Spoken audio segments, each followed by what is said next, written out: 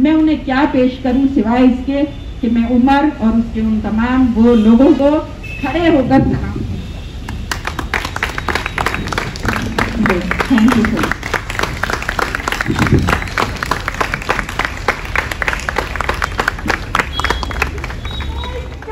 जिंदाबाद जिंदाबाद। अरे फांसीवाद हो बर्बाद, हो बर्बाद, हो बर्बाद। अरे फांसीवाद हो बर्बाद, हो बर्बाद, हो बर्बाद। तो यूएपीए को खारिज करो, खारिज करो, खारिज करो। अरे यूएपीए को खारिज करो, खारिज करो, खारिज करो। तो जो हमसे टकराएगा चूर चूर हो जाएगा। तो इंकलाब जिंदाबाद, जिंदाबाद, जिंदाबाद।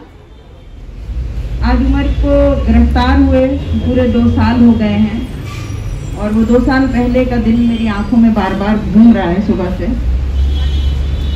ये 2 साल हमारे लिए और उमर और जो सलाखों के पीछे हैं उनके लिए जिस तरह गुजरा है वो बिल्कुल टोटली डिफरेंट है, ज़मीन और आसमान का फर्क है।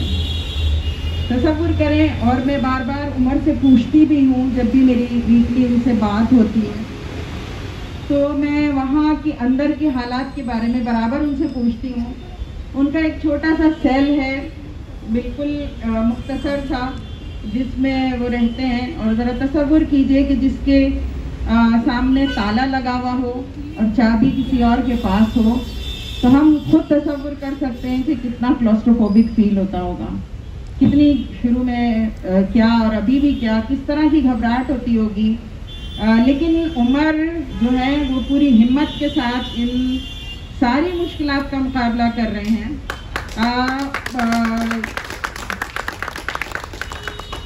जितने लीगल एस्पेक्ट हैं, जो उनके खिलाफ FIR है, जो चार्जेस हैं, वो हम अभी सुन भी चुके हैं और हम सबको मालूम है।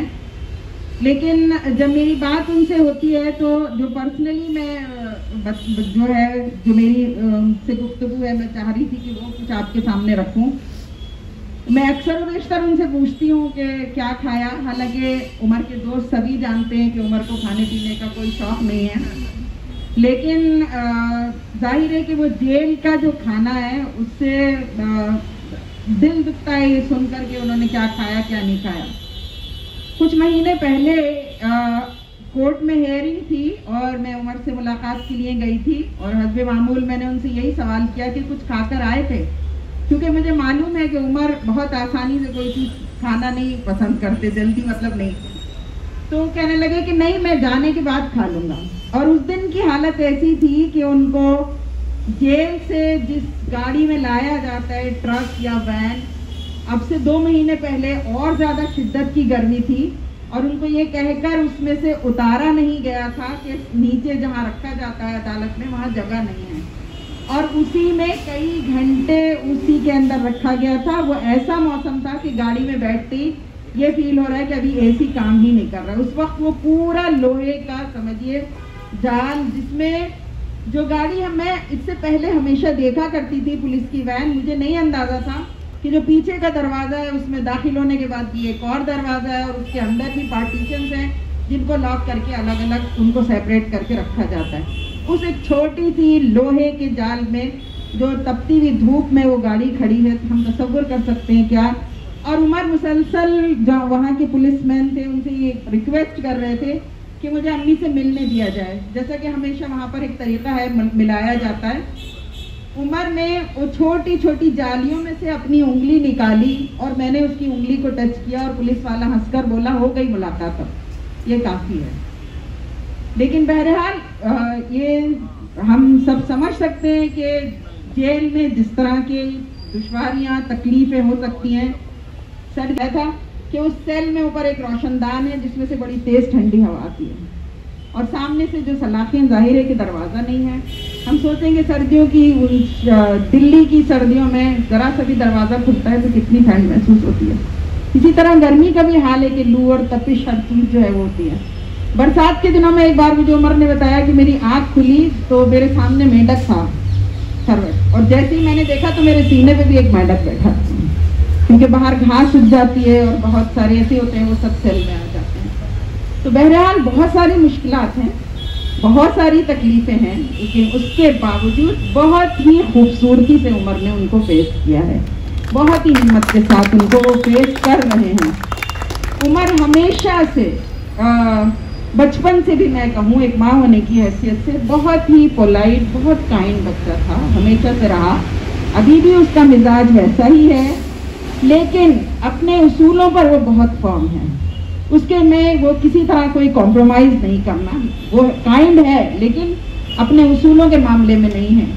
तो वो समझिए कि बचपन से जो होने वाले हालात थे, हालांकि उमर बहुत ब्राइट स्टूडेंट था अपने स्कूल में भी और उसके बाद भी, बड़ी मतलब एजुकेशन में वो बहुत हमेशा से अच्छा रहा, अच्छा स्कोर किया, लेकिन उस वक्त से होने वाले हालात का उसने बहुत ज़्यादा असर कबूल किया।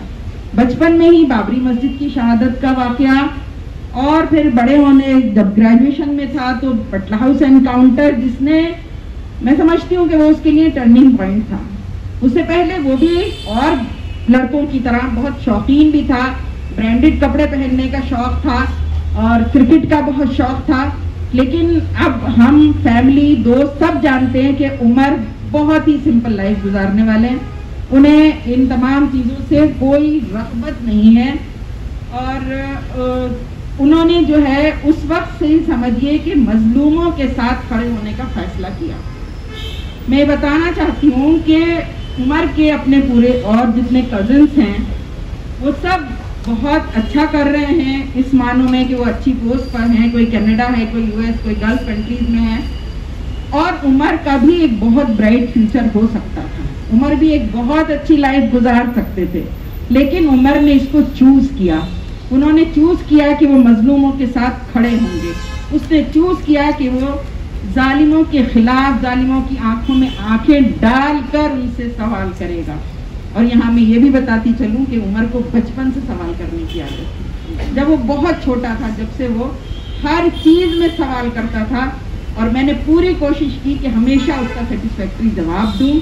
और आप फिर बड़े होने तक समझिए कि उसके सवाल करने की आदत, उसने हुकूमत से सवाल करना शुरू किया, उसने जालिमों से सवाल करना शुरू किया, और जुल्म के खिलाफ खड़ा होना, मजलूमों के साथ खड़ा होना, यही उसका जुर्म साबित हुआ।